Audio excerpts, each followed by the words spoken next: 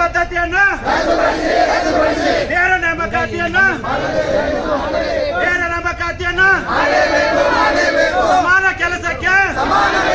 ಸಮಾನ ಕೆಲಸಕ್ಕೆ ಇವತ್ತಿನ ದಿನ ಸರ್ಕಾರಿ ಇಲಾಖೆಗಳಲ್ಲಿ ದುಡಿಯುತ್ತಿರುವ ಗುತ್ತಿಗೆ ಹಾಗೂ ಹೊರಗುತ್ತಿಗೆ ನೌಕರರ ಬೇಡಿಕೆ ಈಡೇರಿಸುವ ಕುರಿತು ನಾವು ಒಂದು ಪ್ರತಿಭಟನೆ ಹಮ್ಮಿಕೊಂಡಿದ್ದೇವೆ ಸರ್. ಪ್ರಮುಖವಾಗಿ ತಮ್ಮ ಮುಖಾಂತರ ಸರ್ಕಾರಕ್ಕೆ ನಾವು ಕೆಲವೊಂದಿಷ್ಟು ಬೇಡಿಕೆಗಳನ್ನು ನಾವು ಕೇಳ್ತಾ ಇದ್ದೀವಿ ಸರ್. ಕಾಯಮೇತರ ನೌಕರರು ಕಾಯಂ ಮಾಡಲು KCSR ನಿಯಮಾವಳಿಗೆ ತಿದ್ದುಪಡಿ ತಂದು ಅನುಭವದ ಆಧಾರದ ಮೇಲೆ ಕಾಯಂ ಮಾಡಬೇಕಂತ ನಮ್ಮ ಪ್ರಮುಖ ಬೇಡಿಕೆ ಇದೆ ಸರ್. ಅದರ ಜೊತೆಗೆ ಹೊರಗುತ್ತಿಗೆ ಕಾರ್ಮಿಕರ ವೇತನ ಪಾವತಿಸಲು ತೀರ್ಮಾನಿಸಿರುವ ಬೀದರ್ ಮಾದರಿಯ ಕಾರ್ಮಿಕ ಸಹಕಾರಿ ಸಂಘ ರಚನೆಯನ್ನು ಕೂಡಲೇ ಈ ವ್ಯವಸ್ಥೆಯನ್ನು ಕೈಬಿಟ್ಟು ನಮಗೆ ಒಳಗುತ್ತಿಗೆಯನ್ನು ಮಾಡಬೇಕಂತ ನಮ್ಮ ಪ್ರಮುಖವಾದಂಥ ಬೇಡಿಕೆ ಇದೆ ಸರ್. ಅದರ ಜೊತೆಗೆ ನೌಕರರು ಕಾಯಂ ಆಗುವ ತನಕ ಹೊರಗುತ್ತಿಗೆ ನೇಮಕಾತಿ ಪದ್ಧತಿಯನ್ನು ರದ್ದುಪಡಿಸಿ ನೇರ ಪಾವತಿ ಅಡಿಯಲ್ಲಿ ತರಬೇಕು, ಸೇವಾ ಭದ್ರತೆಯನ್ನು ಖಾತ್ರಿಪಡಿಸಬೇಕಂತ ನಮ್ಮದೊಂದು ಬೇಡಿಕೆ ಇದೆ ಸರ್. ಅದರ ಜೊತೆಗೆ ಹುದ್ದೆ ಕಾಯಂ ಆಗುವ ತನಕ ಸುಪ್ರೀಂ ಕೋರ್ಟ್ ಆದೇಶದನ್ವಯ ಸಮಾನ ಕೆಲಸಕ್ಕೆ ಸಮಾನ ವೇತನ ನೀಡಬೇಕಂತ ಹೇಳಿ ನಮ್ಮ ಒಂದು ಬೇಡಿಕೆ ಇದೆ ಸರ್. ಇದೇ ರೀತಿ ಹಲವಾರು ಬೇಡಿಕೆಗಳಂತ ಮೂಲಕ ನಾವು ಸರ್ಕಾರಕ್ಕೆ ಬೇಡ್ಕೊತಾ ಇದ್ದೀವಿ ಸರ್. ದಯಮಾಡಿ ನಮ್ಮದೊಂದು ಬೇಡಿಕೆಯನ್ನು ನಮ್ಮ ಮೂಲಕ ಈಡೇರಿಸ್ಕೊಡ್ಬೇಕಂತ ಕೇಳ್ಕೊತೀವಿ ಸರ್.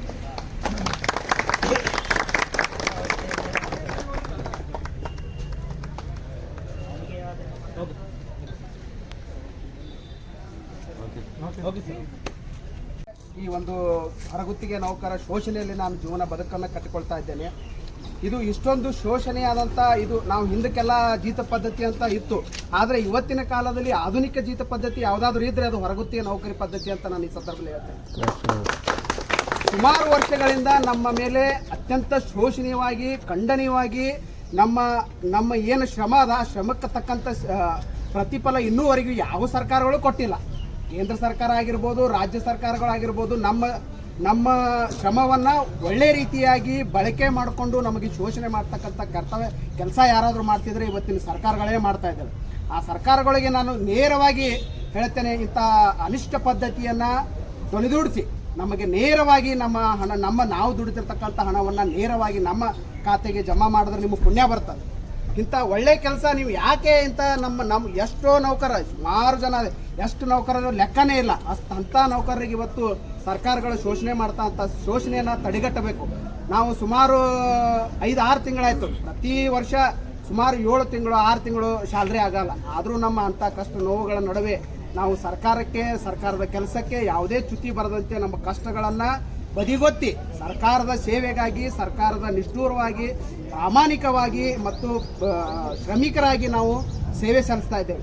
ಆ ಶ್ರಮಿಕರ ಸೇವೆಗೆ, ಆ ಶ್ರಮಿಕರ ಬದ್ಧತೆಗೆ, ಆ ಶ್ರಮಿಕರ ಕಷ್ಟಕ್ಕೆ, ಶ್ರಮಿಕರ ನೋವಿಗೆ ಇಡೀ ಭಾರತದ ಜನರು ಮತ್ತು ಸರ್ಕಾರಗಳು ನಮಗೆ ಸ್ಪಂದನೆ ಮಾಡಬೇಕಾಗಿದೆ.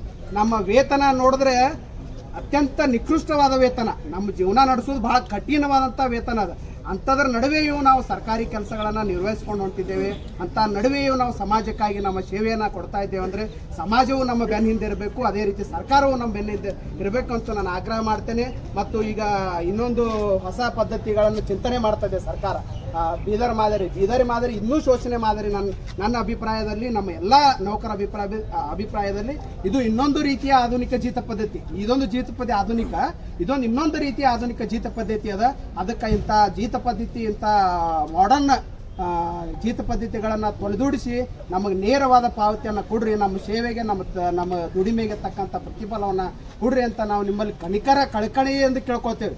ಯಾಕಂದ್ರೆ ನಾವು ಅಷ್ಟು ನಮ್ಮ ತ್ರಾಸದ, ಆ ತ್ರಾಸಿನ ನಡುವೆ ನಿಮ್ಗೆ ಕೂಡ ನಾವು ಕೆಲಸ ಮಾಡ್ಲಾತ್ತೇವೆ. ದಯವಿಟ್ಟು ನೀವು ಇಂಥ ಎಲ್ಲ ಅನಿಷ್ಟ ಪದ್ಧತಿಗಳನ್ನು ತೊಡೆದೂಡಿಸಿ ನಮ್ಮ ನೇರ ಪಾವತಿಯನ್ನು ಮಾಡಬೇಕಂತ ನಾವು ಎಲ್ಲ ಕೇಂದ್ರ ಸರ್ಕಾರ ಆಗಿರ್ಬೋದು, ರಾಜ್ಯ ಸರ್ಕಾರ ಆಗಿರ್ಬೋದು, ನಮ್ಮ ಘನವ್ಯಕ್ತ ಮುಖ್ಯಮಂತ್ರಿ ಆಗಿರ್ತಕ್ಕಂಥ ಸಿದ್ದರಾಮಯ್ಯ ಸಾಹೇಬರಾಗಿರ್ಬೋದು, ಅವ್ರ ಪ್ರಣಾಳಿಕೆ ಒಳಗೆ ಅದ.